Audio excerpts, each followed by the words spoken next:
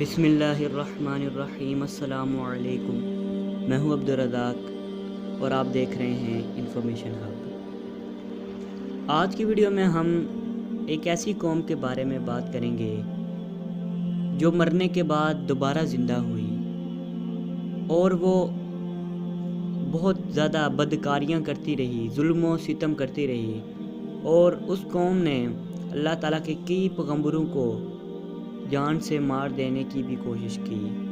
یہ قوم تھی حضرت حزقیل علیہ السلام کی۔ حضرت موسیٰ علیہ السلام کی وفات کے بعد یوشع بن نون بنی اسرائیل کے پیغمبر ہوئے، اور ان کے بعد کالب بن یوفانا۔ پھر جب کالب کی وفات ہو گئی تو حضرت حزقیل ان کے جانشین ہوئے۔ ان کے دور میں بنی اسرائیل کی بدکاریاں حد سے بڑھ گئی تھی۔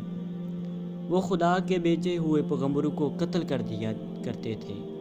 انہوں نے 70 پیغمبروں کی جان بچائی، اس لیے انہیں ذو الکفل کہنے لگے تھے لوگ۔ آپ کے دور میں ایک طاقتور دشمن نے بنی اسرائیل پر حملہ کیا۔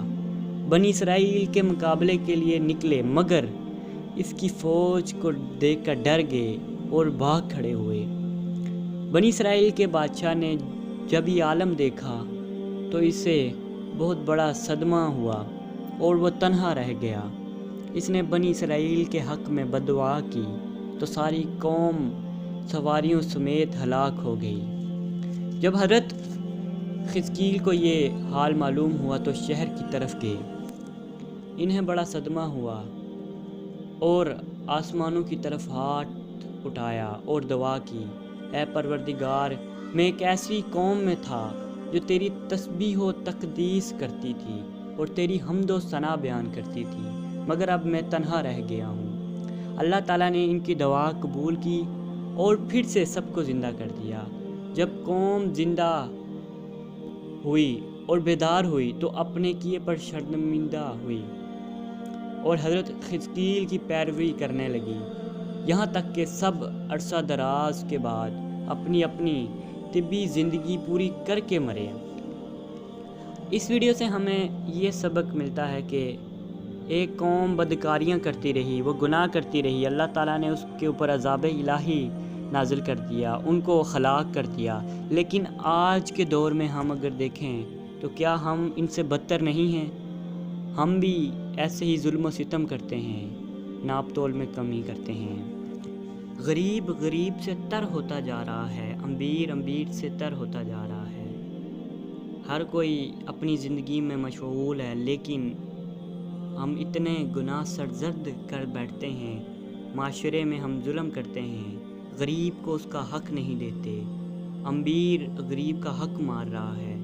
یہی وجہ تھی کہ ہم سے آنے والی پچھلی قوموں پر اللہ تعالیٰ نے عذاب نازل فرمائے، لیکن اللہ تعالیٰ نے ہم پر عذاب نازل نہیں فرمائے، کیونکہ حضور اکرم صلی اللہ علیہ وسلم نے اللہ تعالیٰ سے دعا فرمائی تھی کہ میری قوم پر کبھی کوئی عذاب نازل مت فرمانا، جیسا کہ تو نے پہلی قوم پر نازل فرمایا تھا۔ تو اسی سے ہمیں یہ سبق سیکھ لینا چاہیے کہ ہم کسی پر ظلم نہ کریں، غریب کو اس کا حق ادا کریں، اور اپنے ماں باپ، والدین، اپنے رشتہ داروں اور اپنے ہمسایوں کو ان کے حقوق ادا کریں۔ اگر آج کی ویڈیو آپ کو پسند آئی ہو تو ویڈیو کو لائک اور ہمارے چینل کو سبسکرائب کر دیں، کیونکہ ہم ہر روز ایسے ہی آپ کے لیے اسلامک، انفارمیٹیو اور ہسٹوریکل ویڈیوز لاتے رہتے ہیں۔ ویڈیو دیکھنے کا شکریہ۔ اب آپ سے ہم ایک نئی اور انٹرسٹنگ ویڈیو میں ملیں گے، تب تک اپنا اور اپنے پیاروں کا خیال رکھیے۔ اللہ حافظ۔